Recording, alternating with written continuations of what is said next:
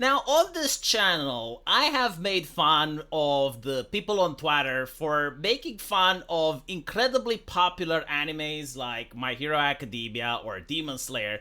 And they're like, oh my god, oh no, the fan service. Oh yeah, the fan service. I see booby. I see booby on the screen. Oh, the sky is falling. And I'm like, okay, but I grew up with movies from the 90s that were even worse than the anime you're complaining about. So why don't you complain about those movies? And the answer is they do. No, unironically, they do. Like some of the most popular movies of my generation that went across the world. I bet you can go into China and ask about American Pie, and some Chinese person will know what you're talking about. Like that's how popular they were. Not everyone liked them, but that doesn't deny the fact that they were incredibly popular, right? It was a movie that you'd go to see, which was incredibly edgy for its time, but it was all in good joke. And now apparently it's deeply problematic, right? Like it's not surface, no, it's deeply problematic. And I'm thinking like, okay, what the fuck do these people watch for entertainment? Like I want to know someone that finds American Pie deeply problematic and just look at what do they enjoy. Like, what do they do in their free time, right? Like, they must do something. And don't tell me they go outside. The crime level in Chicago, like, thanks to the Democrats, make it so dangerous to be outside that I don't think they survive. Like, if they're that fragile to the point they can't watch American Pie, I guarantee to you they do not have the strength and mental fortitude to actually go outside in a place where if people steal less than $1,000 worth of goods, it's just a misdemeanor. So don't tell me that they go outside, because they don't. So the question is, what do they watch? What do they enjoy? And I genuinely think that if American Pie was queer rather than heteronormative, they would love it. I have this bizarre feeling that if it was about queer people doing queer stuff, best 10 out of 10 Kotaku, I mean, they would just massage their chest while watching this, because like, that would be the best stuff ever. But because it's heteronormative, oh, goodness gracious, horrible. Absolutely horrible, despicable. So let's see what they say, right? Generation Z is not amused. I love like the objectivity, right? Like the way the journalists cast authority. Like all of the Generation Z aren't amused. I would believe if they would say that people my age aren't amused, because this type of show is made for young adults, right? Like, it's made for someone like within the age of 18, maybe 25. Like, they will find it funny, but you know, you grow out of it.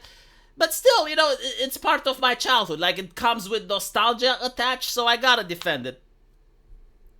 Most people reckon that the American Pie franchise is the epitome of 90s comedy. I wouldn't call it the epitome of 90s comedies, but I've been to the cinema, like, people were laughing. It's very rare to see an entire cinema laughing, so objectively speaking, it is funny. Like if you don't find it funny, well, that's a you problem, you know? But it's funny that you find it offensive, and you expect everyone else to find it offensive, right? So offense should be objective, but humor is subjective. So, the release of the first installment made three actors, household names overnight. Right? Like, no, it was very popular. Like, a lot of people enjoyed it.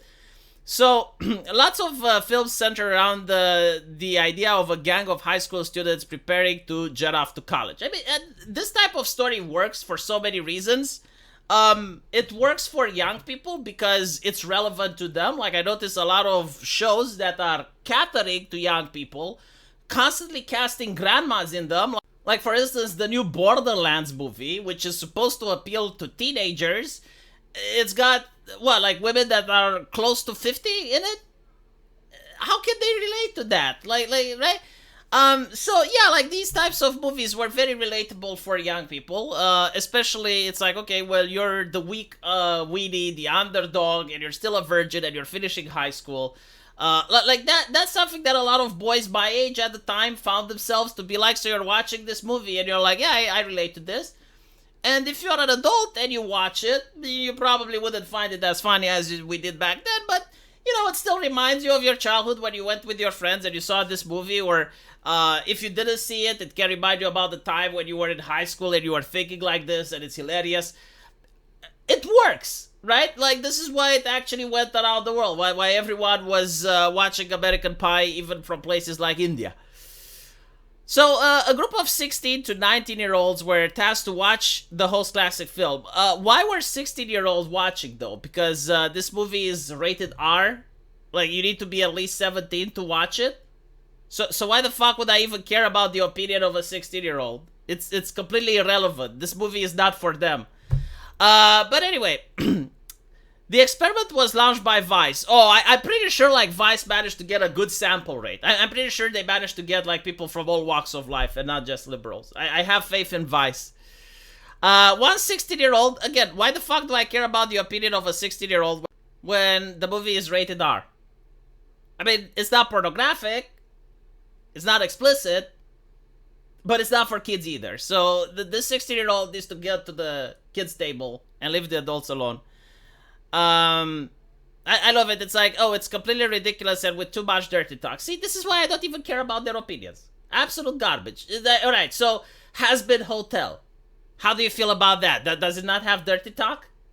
I am willing to bet that if this show was queer, as I mentioned before, they would not have any problem with it. But again, 16-year-old, I don't really care. The only thing that male characters care is about having sex. They're willing to say and do just whatever to convince girls to have sex with them. Oh my goodness, I don't know, like, how did the director even come up with this concept? It's so bizarre. Like, obviously men do not behave this way when they're 18. I mean, it's so ridiculous. I mean, oh my goodness, oh gracious, horrible. By the way, like, seeing this on the big screen, they don't do this in America anymore, right? Like, it's not pornographic. There's nothing indecent. She just has cleavage. But they don't show this in the movies anymore at all. Like, if you want to see this, you gotta go on Twitch. Like, if it's a real woman, if it's a real life human, like if it's someone's daughter and she does it for money on Twitch or all of it, like that's the only way it's allowed. Other than that, you get to see dicks on the screen. I saw House of Dragon, right? Big penis over there 2 episodes ago. The Boys also had one. Acolyte, of course.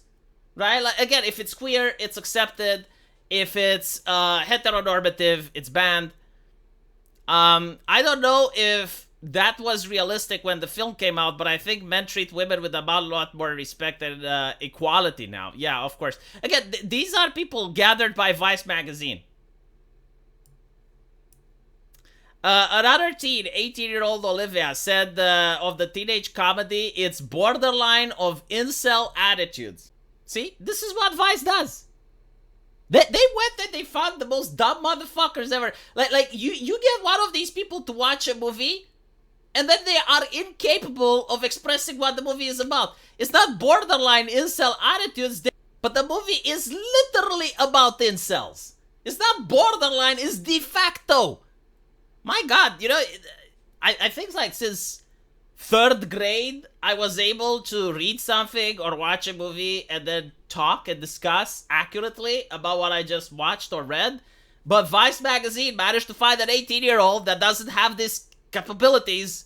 Yeah, no, like the movie is actually about incels. Like they're involuntary celibates. They want to have a girlfriend, but they can't. And the whole movie is to show why they cannot have a girlfriend, because their personalities are incompatible with the status of a guy with a woman. Like, they're losers. That is the whole purpose of the movie. They're losers, and it's funny. And eventually, through the movie, they manage to grow out of their problem, and they do manage to end up with a significant other. Right? So, like, the movie is encouraging to young men. It's like, hey, you know, it looks bad. I know you're desperate, because... yeah, like sex is part of it, but they want companionship, right? Like, they actually want a significant other. In fact, like, the main character of the movie, like, that's the thing. Like, he's a nice guy, and he's trying to figure out how to get a girlfriend. He just doesn't know. There's no one to teach him, so he has to figure it out. And eventually, he finds a significant other, and he marries her. Yes, I know, this is bizarre, but, like, back then, back in the day, they actually had marriage in movies in the United States of America. It's baffling, I know. Even in some shit like American Pie. Yeah, they get married. And they have children. Holy shit. But yeah, in order to get through that, there's a lot of hurdles. And there's comedy. But she said one of the segment, the part where Jim and the other male characters filmed the foreign exchange student in his room, is deeply problematic. Yeah, you know, I will tell you this. It's fiction. There is no actual exchange student. There is no actual filming. It's all in your head. It's make-believe. And it's called shock humor, right? Used to be a term. Now the left just doesn't understand the concept. Like, what the fuck is shock humor? South Park managed to make billions of dollars on the concept of shock humor. Beavis and Butthead did. American Pie did, right? The reason they make money is because people actually laugh. I know you want to pretend that you're poker face and everyone else is poker face, but no, shock humor actually works. Right? So, like, when you say a joke, which is so shocking, it actually becomes funny, right? Now, in this situation, the movie wants to portray that they are losers, right? It's not that they are making an action which should be emulated.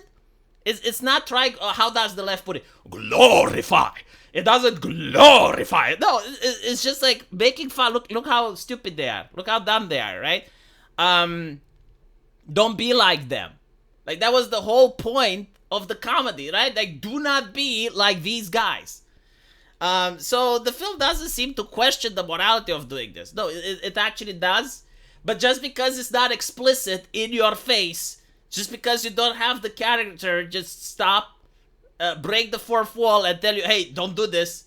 Like, no one in the cinema was saying, oh yeah, like, it's so amazing to be these guys. No, like, everyone was looking at them. It's like, what fucking losers. Huge violation of privacy, sexual offense. Yeah, again, it doesn't actually happen. There is no crime. No people have actually done this. It's just make-believe. I don't understand, like, how Americans can watch an action movie where someone just guns down a bunch of people and they don't think, like, oh, like, the movie actually wants you to do this. Like, the movie actually is encouraging people to commit violence. Like, it tries to desensitize people from violence. No one thinks like that, right? But the moment it's about sexuality, my fucking God, like, this used to be reversed when I grew up. So when I grew up, American Pie was fine. But if you had, like, a movie, like a slasher, or anything action-related, like even the Terminator or RoboCop got in a lot of controversy, the moment you had any type of shooting or violence, then people freaked out, right? But if you had anything to do with sex, no, that was fine, as long as the characters, you know, had clothes that covered their bra and covered their groin, like, that was okay. So now it's literally the reverse. Literally, like, sexuality is only allowed if it's queer, and violence is perfectly fine. Like, you can have, like, the most violent movie ever imagined, no one cares. I mean, look at Hazbin Hotel. Look how much violence it had. No one cares. What do people care about? Sexuality. Oh my, why are so many LGBT people there? It's like, don't you know the action takes place in hell? Blah, blah, blah, blah. Anyway, I found this interesting, and I'm genuinely curious, what type of movies do these people enjoy? Like I want to see a comedy that they like. I'm genuinely curious if they actually like stuff that is not problematic. I want them to recommend me a romantic movie that they enjoy. Or an anime, or a cartoon, doesn't matter. I'm desperately curious to see what do they like in their free time. Let me know what you think, and as usual, I will see you in the comment section. Take care.